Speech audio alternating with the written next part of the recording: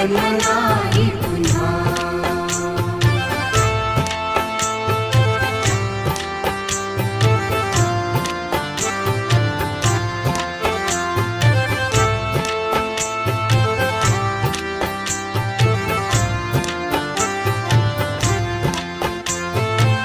हा जन्म आहे सद्गुरु कृपेचा, हा जन्म आहे सद्गुरु कृपेचा, हा जन्म आहे सद्गुरु कृपेचा। हरि ओम स्वामी समर्थ म्हणा,